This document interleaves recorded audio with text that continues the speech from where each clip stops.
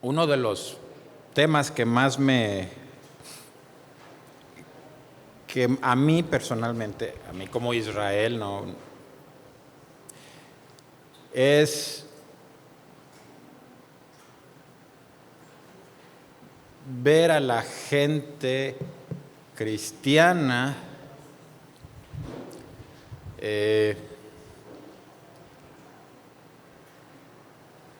siempre lo he dicho, pero cuando no leen la Biblia, es preocupante cuando no leen la Biblia, porque cuando la gente no está leyendo la palabra de Dios, cuando no la lee con regularidad, yo le he dicho que algunas veces gente me ha dicho, pues si yo ya la leí toda una vez, pues ya la conozco, ¿verdad? Pues sí.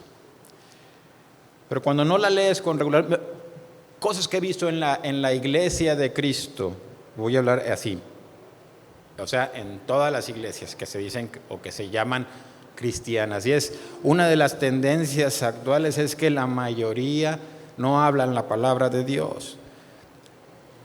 Usan algunos pasajes de la Biblia, pero son como pasajes para reforzar algunas enseñanzas y muchas enseñanzas de hombres o tradiciones o religión o como usted le quiere decir, están entrando en las iglesias. ¿Qué es lo que pasa? Según lo que yo veo es lo que escribió Judas en su carta cuando dice nubes sin agua, refiriéndose a las personas que se iban a levantar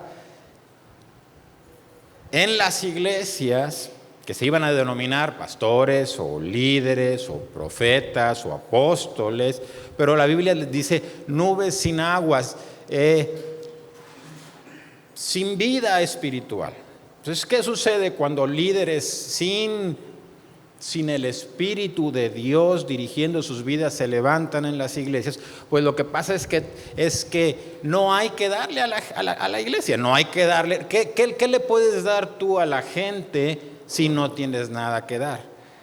Y entonces lo que sucede es que empiezan a buscarse fuera de Dios, pues cosas para rellenar, actividades, muchas, enseñanzas, hay un montón de libros, muchas personas usan libros cristianos para aprender de Dios. Pues su versión de Dios es una versión completamente distorsionada. Porque en la Biblia, lo he dicho una y otra y otra y otra y otra vez, en la Biblia hay vida de Dios, es vida que entra en tu corazón y en tu ser. 2, Dios nos revela su corazón, cómo Él siente al respecto de todas las situaciones que nos rodean, al respecto de nosotros, nuestras propias vidas, de nuestro futuro, de nuestra familia. Se ve la mente de Dios, se ve el corazón de Dios, se ve la mente de Dios, se ven los planes de Dios, se ven los propósitos de Dios. Pedro decía, cuando alguna persona no tiene estas cosas, tiene la vista muy corta. Así lo escribió él, diciendo, pues está ciego.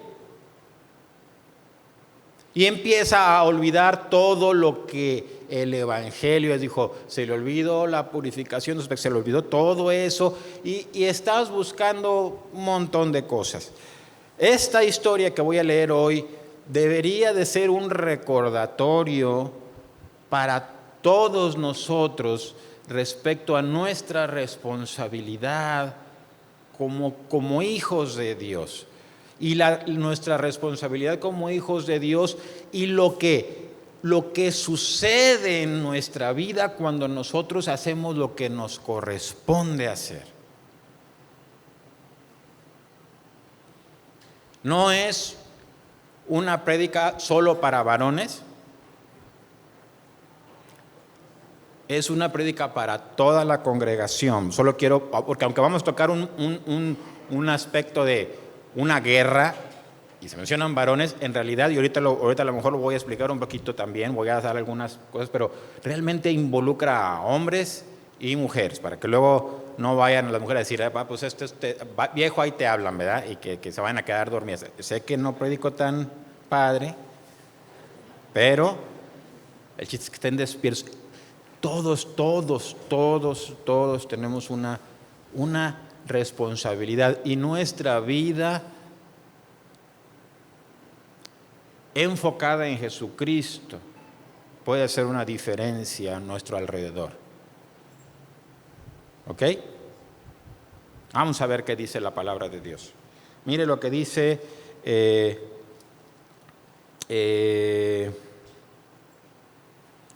Jueces capítulo 6. Voy a la historia que a lo mejor ya la conocen de memoria, pero es la historia de Gedeón. Pero tiene tantas cosas tan importantes y espero que Dios me conceda poderlas tocar y que Dios hable a tu corazón también. Mire lo que dice así. Dice: los hijos de Israel hicieron lo malo ante los ojos de Jehová, y Jehová los entregó en mano de Madián por 7 años. Y la mano de Madián prevaleció contra Israel. Y los hijos de Israel, por causa de los madianitas, se hicieron cuevas en los montes y cavernas y lugares fortificados. Pues sucedía que cuando Israel había sembrado, subían los madianitas y amalecitas y los hijos del oriente contra ellos, subían y los atacaban. Y acampando contra ellos, destruían los frutos de la tierra hasta llegar a Gaza. Y no dejaban que comer en Israel, ni ovejas, ni bueyes, ni asnos, porque subían ellos y sus ganados, y venían con sus tiendas en grande multitud como langostas. Ellos y sus camellos eran innumerables. Así venían a la tierra para devastarla. De este modo empobrecía a Israel en gran manera por causa de Madián, y los hijos de Israel clamaron a Jehová. Y cuando los hijos de Israel clamaron a Jehová a causa de los madianitas, Jehová envió a los hijos de Israel un varón profeta, el cual les dijo: así ha dicho Jehová, Dios de Israel: yo os hice salir de Egipto y os saqué de la casa de servidumbre. Os libré de mano de los egipcios y de mano de todos los que os afligieron, a los cuales eché de delante de vosotros y os di su tierra. Y os dije: yo soy Jehová vuestro Dios. No temáis a los dioses de los amorreos en cuya tierra habitáis, pero no habéis obedecido a mi voz. Hasta ahí voy a empezar leyendo. Se menciona al pueblo de Israel y dice así: hicieron lo malo ante los ojos de Dios. Adelante se nos dice qué fue lo que hicieron. ¿Qué fue lo que hicieron? Pues desviaron su corazón ¿de quién? De Dios. Quitaron sus ojos y su vista ¿de quién? De Dios. Ese fue su pecado.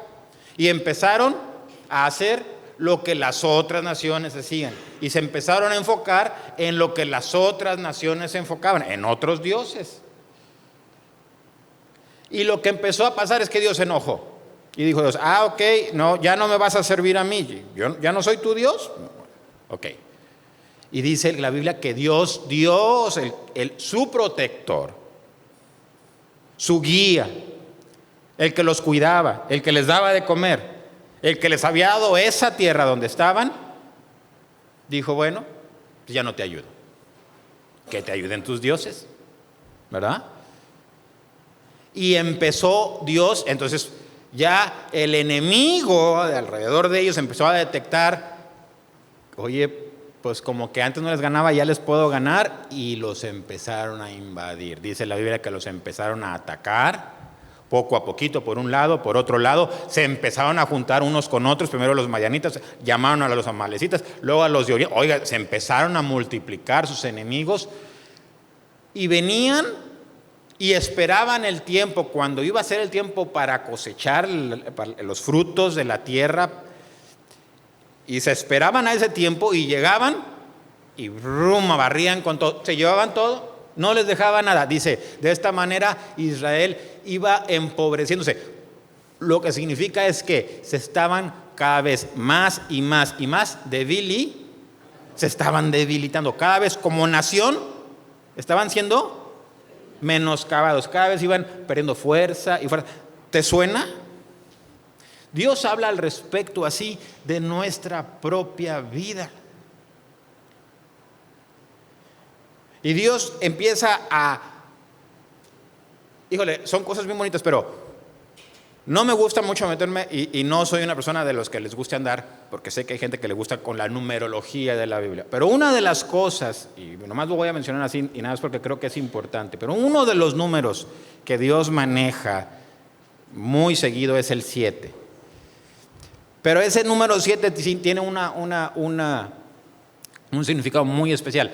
Y cuando Dios lo usa o lo menciona, lo único que Dios quiere decir cuando lo menciona es: esto lo hice yo. Eso es lo que significa.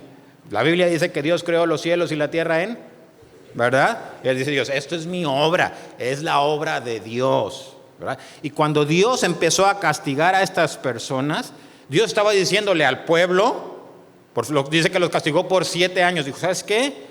Esto es mío. O sea, no es que te pasó por accidente, no estás metido en una tribulación por accidente. Dios está enojado contigo. ¿Por qué está enojado contigo? Porque tú lo dejaste a Él. Porque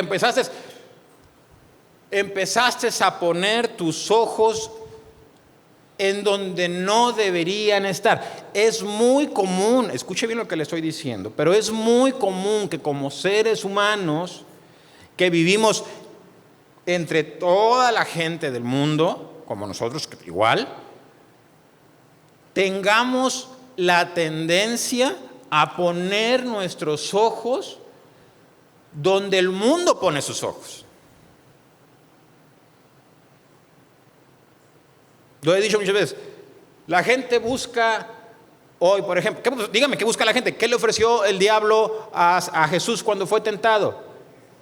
Pues le ofreció el mundo. Le dijo, mira, aquí están todos los reinos de la tierra y la gloria de ellos. ¿Qué es lo que le ofrece a la gente hoy? Pues lo mismo, ¿verdad? ¿Quieres autoridad? Mira, ahí. ¿Quieres ser un director de una empresa? ¿Quieres tener dinero? ¿Qué quieres? Dios, Satanás tienta a las personas, tienta a los siervos de Dios. Hay siervos de Dios que dicen, oye, yo también quiero dinero. Yo también quiero que me vaya bien, yo también quiero tener. Y entonces empiezas a ver distorsiones de la verdad pura de la palabra de Dios, y la iglesia empieza a perder. ¿Qué es lo que empieza a perder? Poder. Y el enemigo se le sube encima. Y la gente, empezaron a meterse a vivir, ¿en dónde dice? En cuevas y en peñascos y donde pudiera.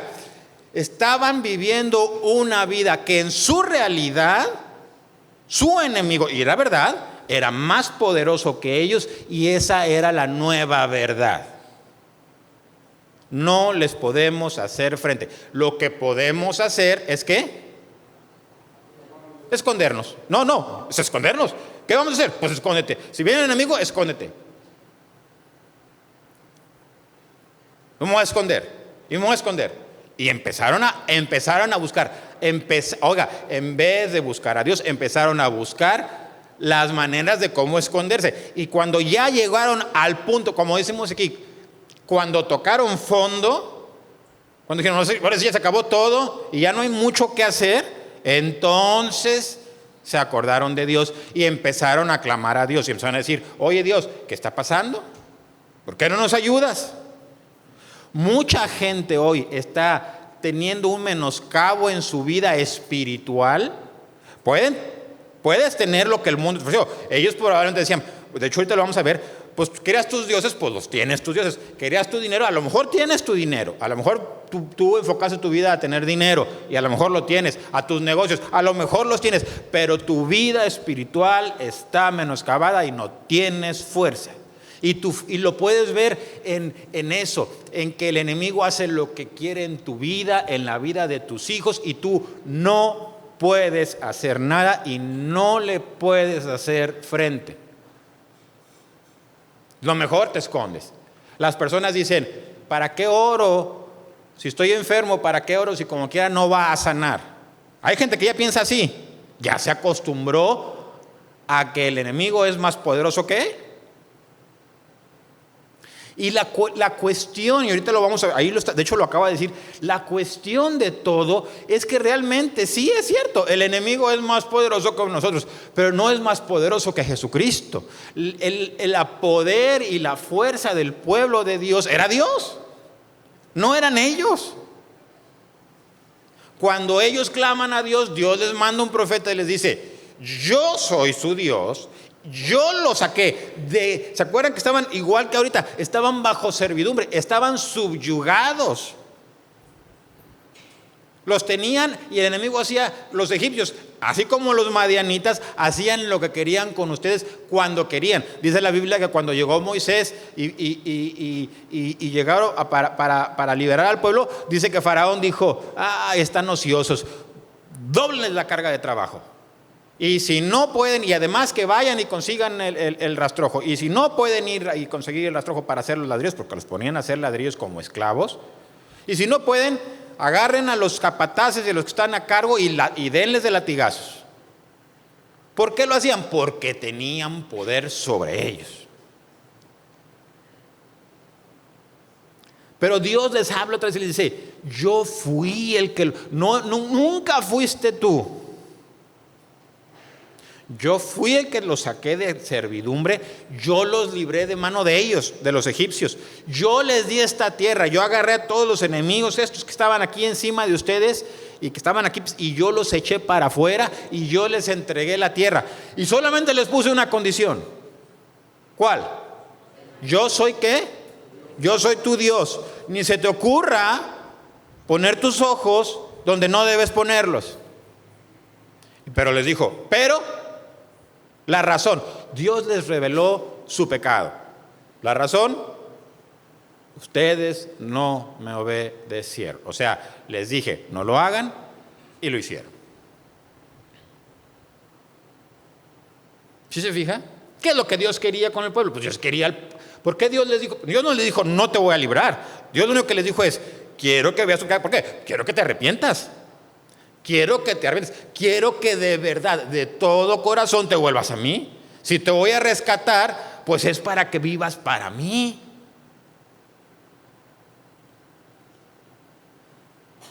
¿Quién de nosotros, cualquiera, por más fe que tenga, si usted quiere, pero quién de nosotros tiene poder para hacer un milagro? Pues ninguno. Dios es el que hace los milagros. O sea, tenemos fe en Jesucristo, tenemos fe en Él y sabemos que Él es el que hace todas las cosas. Él es el que levanta a los muertos, Él es el que sana a los enfermos, Él es el que reprende a la tormenta, Él es el que nos hace Él es el que caminó sobre las aguas y nos puede hacer caminar sobre las aguas, Él es el que abrió el mar en dos y Él es el que se levantó y va a volver. Es Él. Y Dios les dijo a ellos, pues si el poder del pueblo soy yo.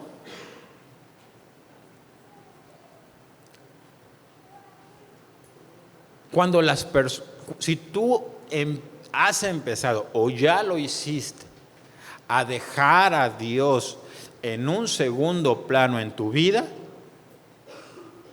no es ni te debería de sorprender si el enemigo tiene poder sobre tu vida y está minando varias de las áreas de tu vida de diferentes maneras. No debería sorprenderte. Es Dios diciéndote, te equivocaste. No significa que te va a dejar así. Dios está llamando ¿a qué? Al arrepentimiento. Vuélvete a mí. Vamos a seguir leyendo. 11. Y vino el ángel de Jehová y se sentó debajo de la encina que está en Ofra, la cual era de Joás Abieserita, y su hijo Gedeón estaba sacudiendo el trigo en el lagar para esconderlo de los madianitas. Y el ángel de Jehová se le apareció y le dijo, Jehová está contigo, varón esforzado y valiente. Y Gedeón le dijo, Señor mío, si Jehová está con nosotros, ¿por qué nos ha sobrevenido todo esto? ¿Y dónde están todas sus maravillas que nuestros padres nos han contado, diciendo, ¿no nos sacó Jehová de Egipto? Y ahora Jehová nos ha desamparado y nos ha entregado en mano de los madianitas. Y mirándole Jehová le dijo, ve con esta tu fuerza y salvarás a Israel de la mano de los madianitas. ¿No te envío yo? Entonces le respondió, Señor, ¿con qué salvaré yo a Israel? He aquí mi familia es pobre en Manasés y yo el menor de la casa de mi padre. Jehová le dijo, ciertamente yo estaré contigo y derrotarás a los madianitas como a un solo hombre. Hasta ahí voy a leer. Ahora, viene la respuesta. ¿Qué está pasando? Bueno, Dios empieza, ya clamaron a mí y ya Dios empieza a ver que la gente ya empezó ahora sí a voltear a ver a Dios como debe de ser. Entonces Dios va con un varón, Gedeón. ¿Qué estaba haciendo Gedeón? Estaba recogiendo el trigo. ¿Por qué lo estaba recogiendo? Pues estaba recogiéndolo para qué, porque venían los madianitas, lo que acabamos de ver, venían los madianitas, venían los amalecitas, venían todos los orientales con camellos. Y él dijo, pues es la comida de mi familia, ¿verdad? La voy a guardar. Y se puso a trabajar.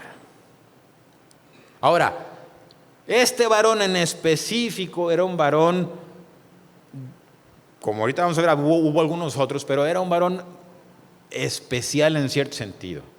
Dice que la palabra dice que vino el ángel de Dios o la presencia de Dios, viene y en forma de un ángel, se sienta debajo de una encina y lo empezó a ¿qué?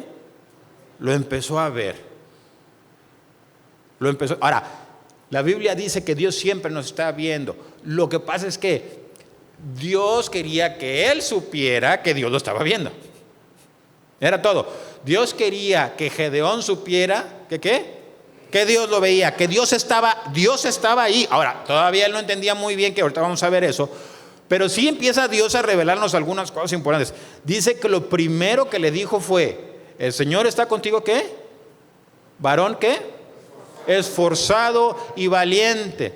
Luego dice que Gedeón le dijo, ¿por qué me llamas así, verdad? Y pues primero, si Dios está conmigo, ¿por qué me está pasando por qué nos pasa todo lo que nos pasa?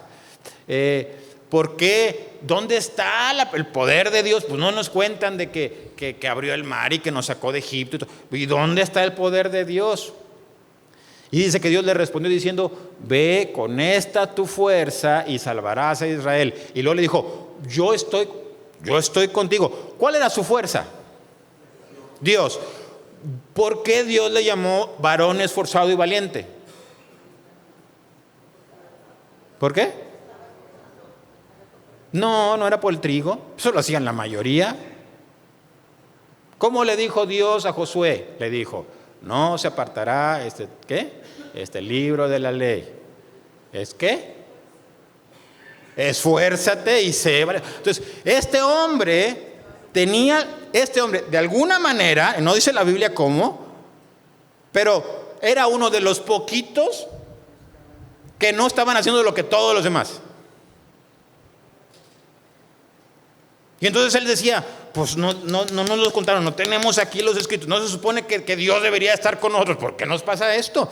Él no estaba entendiendo lo que estaba pasando porque él estaba siendo un hombre sin conocer a Dios plenamente, porque Dios empezó a revelarse más y más a él. Sí tenía confianza y entendía que la salvación venía de Dios, y él sí había estado, a diferencia de los demás, guardando su vida dice la Biblia que estas personas, el pueblo en específico, estaban sirviendo a un dios de estos cananeos que se llamaba Baal. Baal significa el amo o el Señor. Pero ¿sabe quién era el amo del Señor? Ese no estaba hablando de Dios. Específicamente, cuando usted lee la historia y hace investigaciones, el Baal es el símbolo prácticamente o directamente de Satanás. Empezaron a entregarse a la hechicería y a todas las clases de orgías que podían haber hecho y toda clase de maldad que podían haber hecho, y empezaron a entregárselo directamente. Estaban sacrificando, como dice la palabra, a los demonios. Pero no. Entonces Dios lo está viendo, pero hay una diferencia. Está haciendo la voluntad de Dios y está siendo fiel a Dios, pero todavía sus ojos están puestos abajo. ¿Qué está haciendo? Recogiendo el trigo y recogiendo lo que puede recoger. Y su vida cambió en un momento. ¿Cuándo? ¿Cuándo qué? ¿Cuándo? Dígalo. Cuando levantó sus. ¿Y dónde los puso? En Dios. Y cuando levanta sus ojos y los pone en Dios, Dios le dice: esta es tu fuerza. ¿Cuál fuerza? Pues la fuerza que has tenido para ser fuerte y valiente y no entregarte a lo que todo el mundo se entregó. Le puse a la predicación la importancia de la fiesta. ¿Es importante? Claro que es importante, porque es a la gente que Dios usa para impactar a su generación. Puede que ahorita tú puedas, como él, decir: pues, ¿por qué es tan difícil que la gente se convierta? Puedes tú pensar muchas cosas y puede haber un tiempo de Dios para eso, pero Dios tiene, dice la palabra de Dios, dice: mis ojos pondré sobre los fieles de la tierra para que estén conmigo. Así dice la Escritura. Y Dios lo vio a él y lo primero que le dijo es: tú eres un varón esforzado y valiente. Dios se refiere a esas personas, a las personas fieles a él. Pero, como todos, tenemos que ir creciendo espiritualmente. Tenía algunos defectos, entre los cuales permitió o estaba acostumbrado a que todos los demás, aún su propia familia, ahorita lo vamos a leer, tenía ídolos. Y como muchos creyentes nos acostumbramos al pecado. A lo mejor no lo practicamos nosotros, pero nos acostumbramos a que los demás lo practiquen y creemos que está bien. Y nos acostumbramos a eso. Y luego pensamos que no nos va a afectar. Pero sí afecta. Y entonces le pregunto a Gedeón: oye, pues ¿qué está pasando? Pues ¿dónde está? ¿Dónde está Dios? ¿Y dónde está? Y dice Dios: no, aquí estoy. Ve, con eso tu fuerza. ¿Cuál es tu fuerza? Dios, el que lo sostuvo. Dice la palabra de Dios cuando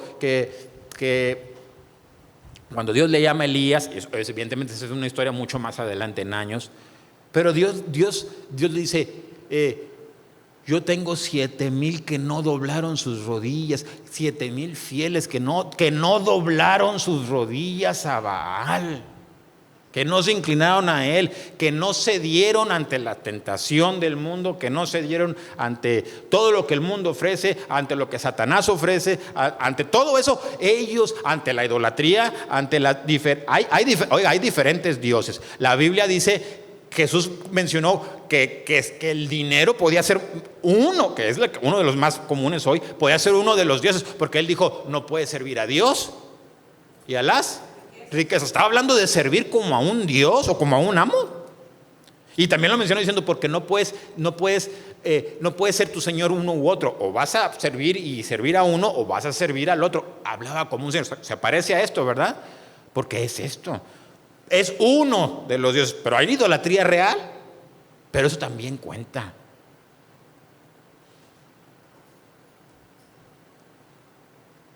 Diversiones, placeres.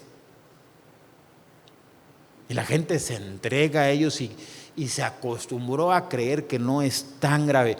Y tu vida perdió poder, lo perdió. Pero Dios le habla a Gedeón y le dice: levántate, Dios está contigo, ve con eso tu fuerza.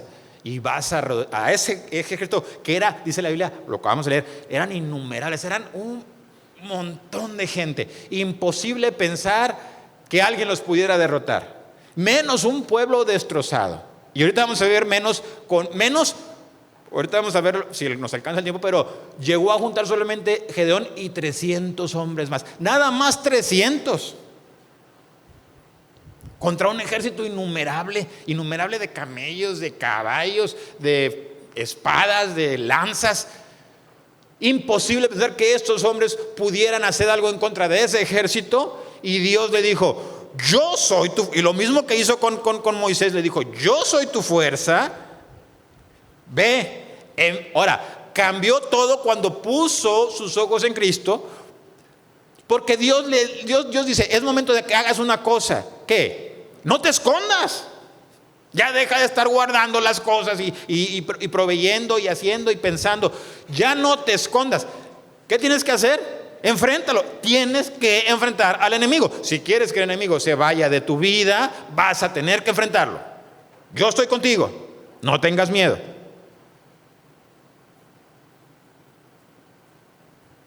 Y de repente el corazón y la mente de Gedeón fue transformada por el Espíritu de Dios. Fíjese lo que dice. Vamos a seguir leyendo. ¿Va bien? Está hermoso, ¿verdad? Dice más. Y luego le decía, oiga, él empezó a poner, todavía no entiendo muy bien, y dice, oye, yo, si soy el de la familia, de las más pobres, y además soy el más chiquito de todos, el que menos pudiera hacer algo para salvar a Israel soy yo. Y Dios dijo, no, tú no entiendes, ¿verdad? Tu fuerza, otra vez, tu fuerza es el Señor. Por si tú piensas, es que yo, pues que yo no soy tan bueno para predicar o tan bueno para hacer eso, tu fuerza es el Señor. O, si no lo es, debe serlo. Amén. Y luego le dijo, te ruego que si he hallado gracia delante de ti, me des señal de que tú has hablado conmigo. Te ruego que no te vayas de aquí hasta que vuelva a ti y saque mi ofrenda y la ponga delante de ti. Y él respondió, yo esperaré hasta que vuelvas. Y entrando Gedeón preparó un cabrito y panes sin levadura de una efa de harina y puso la carne en un canastillo y el caldo en una olla y sacándolo se lo presentó debajo de aquella encina.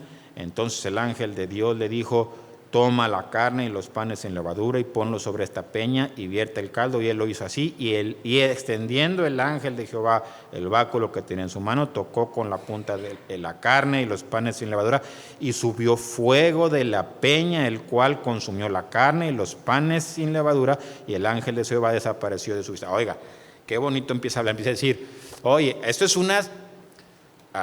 una tiene un significado espiritual muy importante, pero empieza a hablar Gedeón y le dice, necesito saber que tú hablaste conmigo. ¿Qué quieres? Quiero presentar una ofrenda delante de ti para saber que te soy acepto. Que realmente, si tú la aceptas, significa que de veras tú hablaste conmigo y que yo ya tengo una comunión contigo de verdad. Y le dijo, bueno, pues ¿vale? Entonces ya preparó toda la ofrenda ahí, lo derramó. Dice que el ángel llegó, tocó con el báculo la ofrenda y se encendió. ¿Qué? ¿Qué se encendió? Un fuego. Esa es la señal de que Dios está contigo. Ya no me va a alcanzar el tiempo, así que probablemente nada más lo voy a parafrasear así porque iba a leerlo todo. Pero ya no me va a alcanzar el tiempo, porque ya son 33 minutos. Pero la señal de que Dios está contigo es el ardor del Espíritu de Dios en tu vida.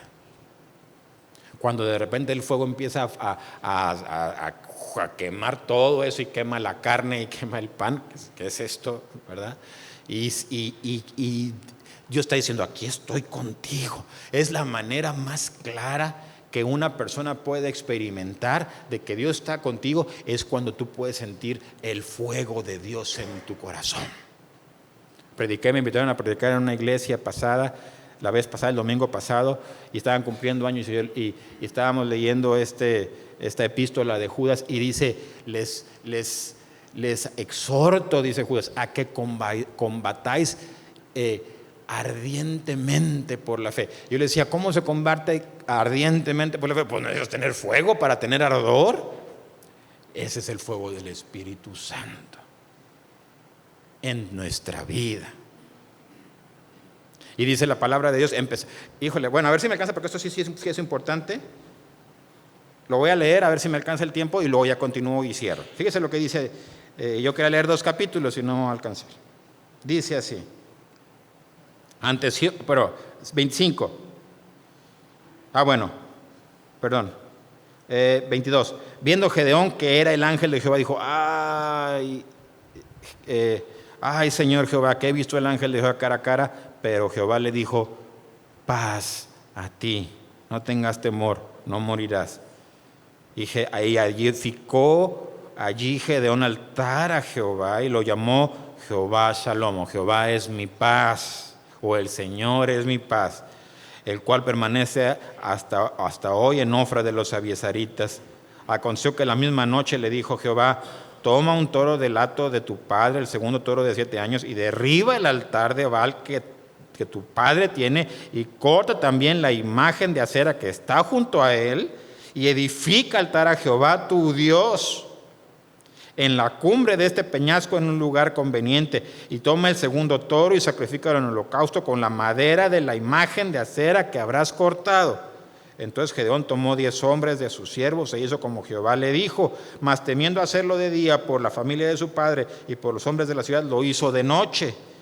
Por la mañana, cuando los de la ciudad se levantaron, he aquí que el altar de Baal estaba derribado y cortada la imagen de acera que estaba junto a él, y el segundo toro había sido ofrecido en holocausto sobre el altar edificado. Y se dijeron unos a otros: ¿quién ha hecho esto? Y buscando e inquiriendo les dijeron: Gedeón, hijo de Joás, lo ha hecho. Entonces los hombres de la ciudad dijeron a Joás: saca a tu hijo para que muera, porque ha derribado el altar de Baal y ha cortado la imagen de acera que estaba junto a él. Y Joás respondió a todos los que estaban junto a él: ¿contenderéis vosotros por Baal? ¿Defenderéis su causa?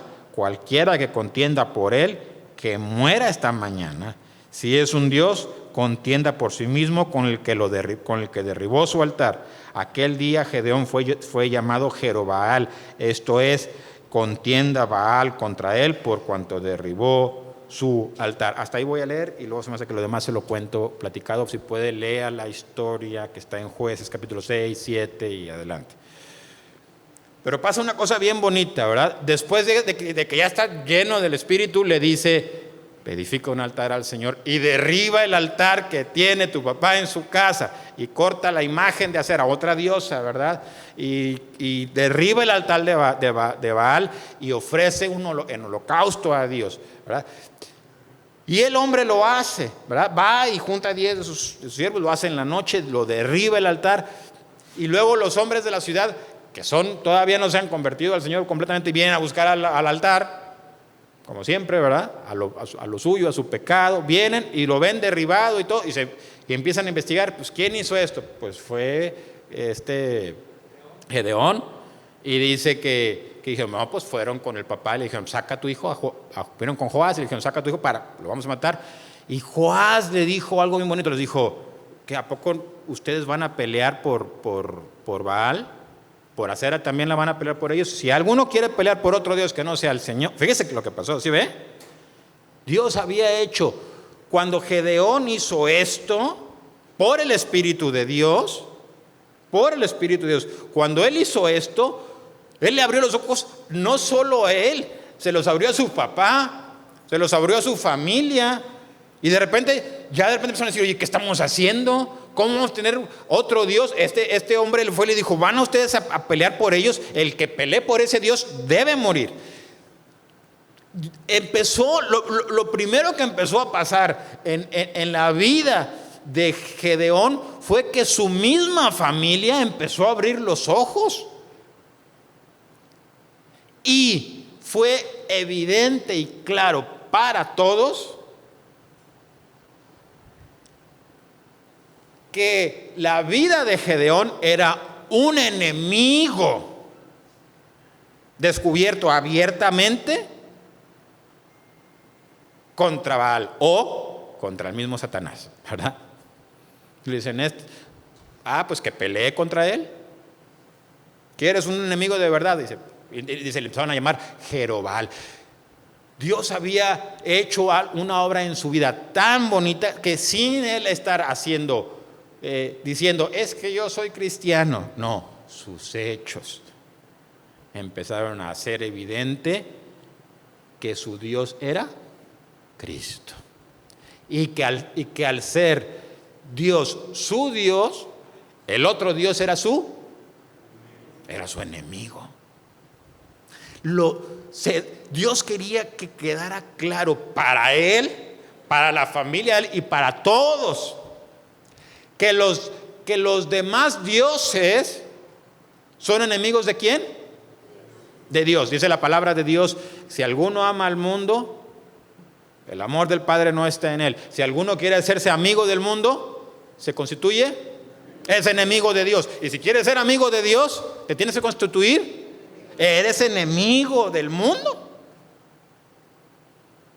Entonces Dios empieza a hacer la obra y ellos empezaron a identificarlo. Este tiene guerra contra los otros dioses. Este tiene guerra contra aquello por lo cual Dios está enojado con nosotros. Pero oiga, tiene guerra, o sea, no es alguien que dice, bueno, yo no estoy de acuerdo. No. ¿Está en qué? Está en guerra. Ya está peleando. No es no nos llevamos bien. No es no nos llevamos bien. Estamos en guerra.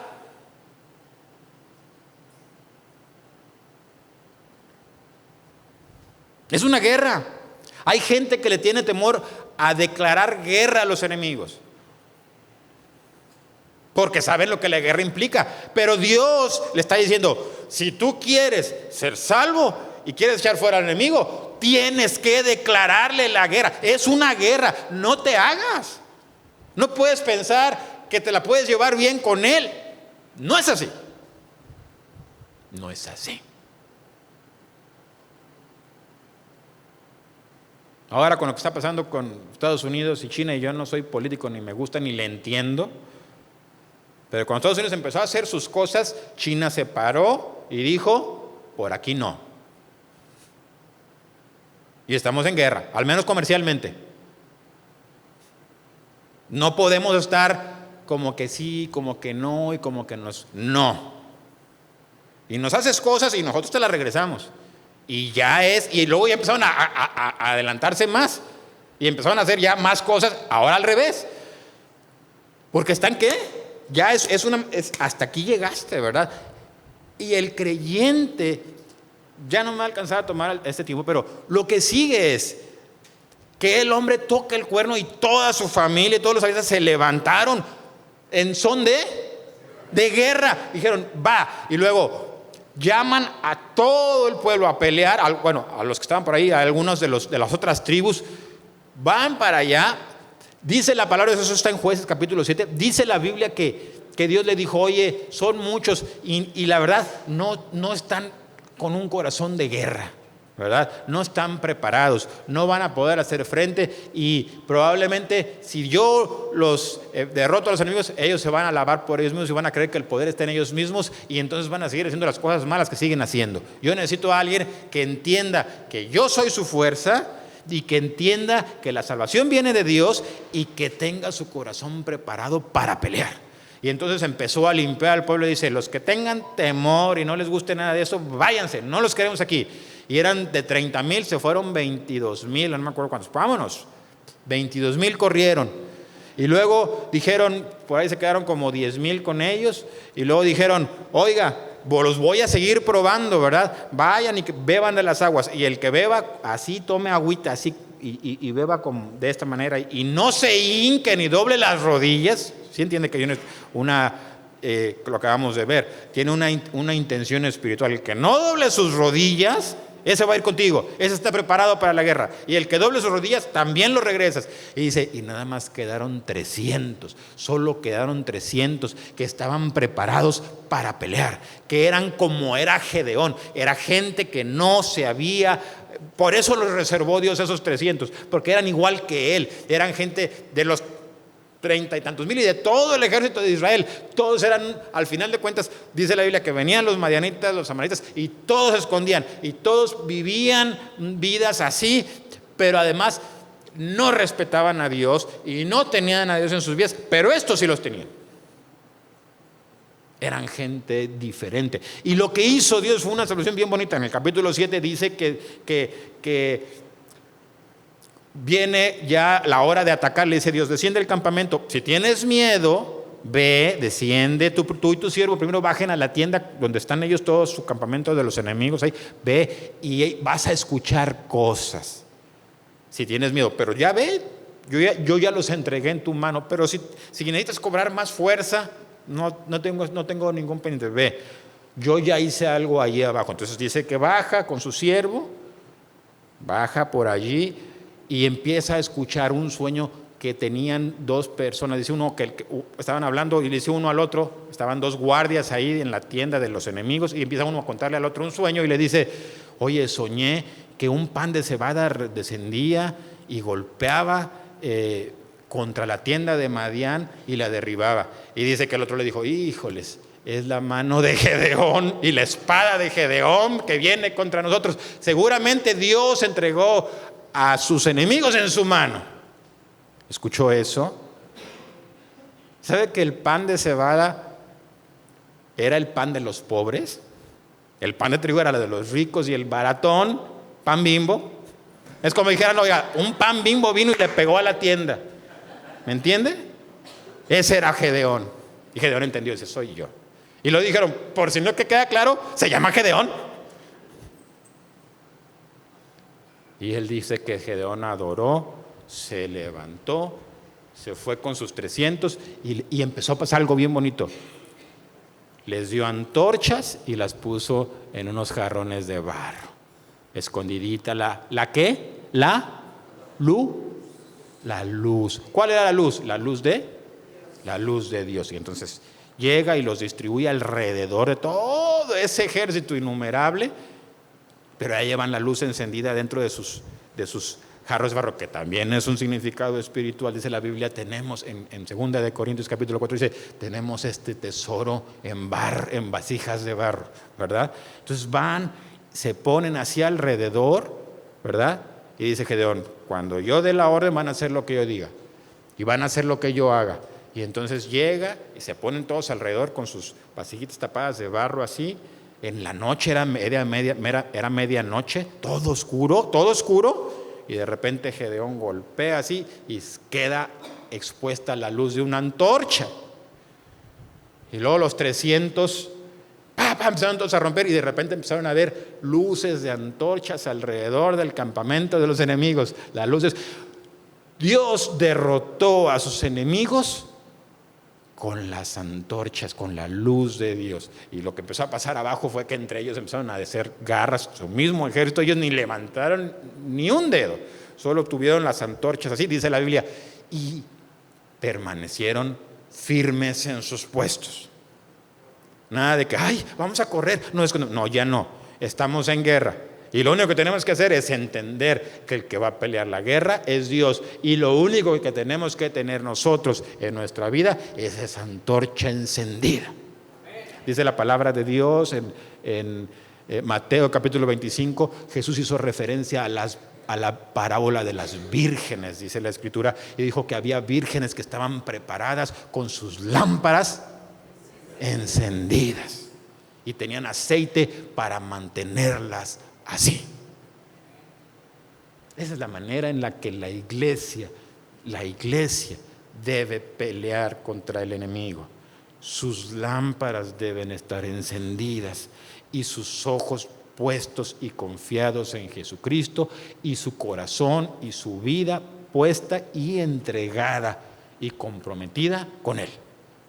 Y no hay enemigo que le pueda hacer frente a la iglesia, porque está con el poder de Dios. Esa es la manera de derrotar al enemigo. ¿Quieres ver conversiones? Decía Gedeón, ¿dónde está la mano de Dios? Dice Dios, no, pues hazlo a mi manera. ¿Quieres ver mi salvación? ¿Dónde está lo que nos decían nuestros padres? Mucha gente va a decir, ¿y dónde están los cojos que brincan? ¿Y dónde está todo eso que se supone que pasaba en la iglesia de los Hechos? Dice Dios, no, hazlo a mi manera. Hazlo bien. ¿Quieres ver a Dios moverse? Sí, comprométete con Él. Sé un creyente de verdad. Y vas a ver a Dios en tu vida. Vamos a orar. Señor, en el nombre de Jesús, te damos gracias por todas las cosas buenas que tú nos das. Y Señor, yo quiero en el nombre de Jesucristo pedirte que tú estés fortaleciéndonos como hijos de Dios y librando a nuestras familias de la mano del diablo. Te rogamos, Señor, que nos conceda, Señor, tener antorchas encendidas en nuestra vida, que sean la luz, no nuestra luz propia, sino la luz del Espíritu de Dios en nuestra vida. Te lo rogamos en el nombre de Jesucristo. Te rogamos que abras nuestros ojos. Te rogamos que nos concedas levantar los hombros, enderezar y las rodillas paralizadas y levantar nuestra mirada y nuestra cabeza, Señor. Y como dice la Escritura, que las puertas eternas sean levantadas y dirigidas a nuestro Señor y nuestro Salvador y a nuestro Dios Jesucristo. Te lo ruego en el nombre de Jesús. Amén. Antes de pasar a lo siguiente, bien rápido, quiero orar por todas aquellas personas que necesitan que Dios haga algo en su vida. Si tú tienes una necesidad especial, no voy a orar por ti, hermano, pero sí quiero que pases al frente, vamos a orar por ti. Si hay alguien que quiere hacer, que siente que Dios tiene que hacer algo en su vida, hoy es momento, puede pasar.